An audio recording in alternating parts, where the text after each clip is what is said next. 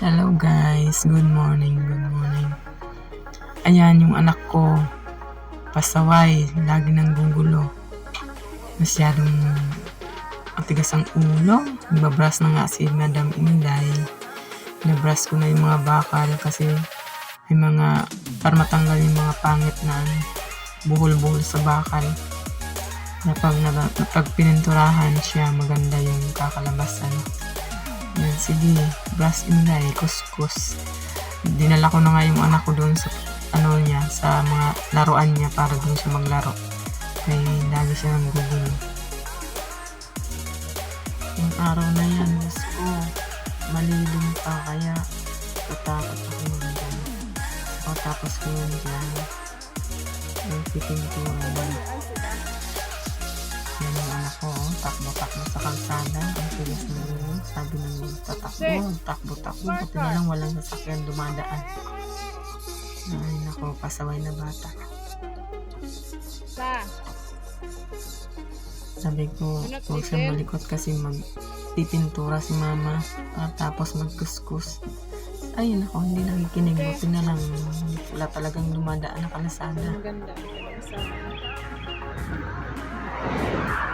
Ayan nga. Makulimlim siya, kaya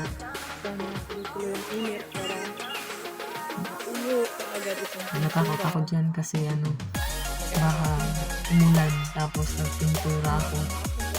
Mamaya ma-wash out lang yung pintura ko. Sa akin lang yung pintura. Maling pagod. Pero awa ng Diyos naman. Buti na lang hindi umulan talaga.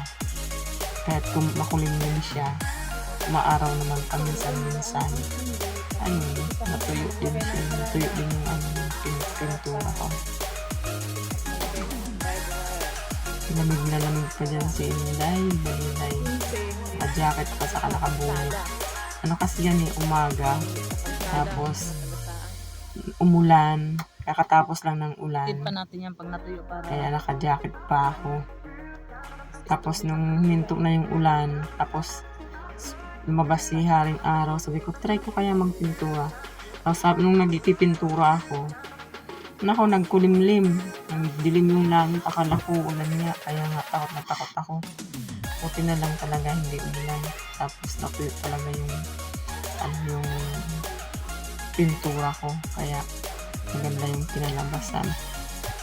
Yan na nga guys, nagising na yung mabait kong anak. Wala akong choice kundi isama siya.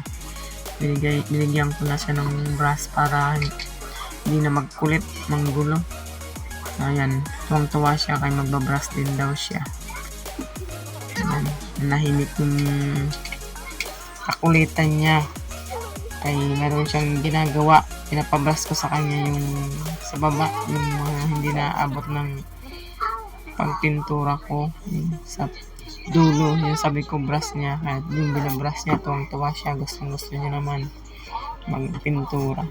Ayan, yan na yung last na pipinturahan ko sa unang pintura. Papatungan ko yan ng pangalawa kasi yung unang pintura hindi pa masyadong matapang ang kulay. Kaya mas matapang pag may pangalawang pintura. Dahil dalawang patong na pintura, mas maganda yung kulay. Thank you so much guys sa panonood ng aking mga video. God bless you everyone. Sana huwag kayo magsawa. Thank you so much. I love you all. Tapos na rin yung first pen. Lalagyan ko pa yan ng second pen para matapang yung kulay niya. Strong. Yung first pen kasi hindi pa masyadong matapang. Hindi pa masyadong kita masyadong lahat ng kulay. Napapatungan ko pa yan para mas lalong strong ang kulay niya. Charan!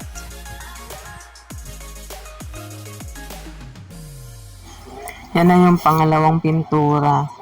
Ginagawa ko na yung pangalawang pintura pa. Mas maganda yung kulay pag may pangalawa talaga. Matapang talaga yung kulay. Kita mo talagang blue talaga yung kulay niya. Galing. Ganda naman ng kulay. Sige. Brush pa. pagandahin mo para kahit paano gumanda naman yung lugar. There we go. It's done. The second paint.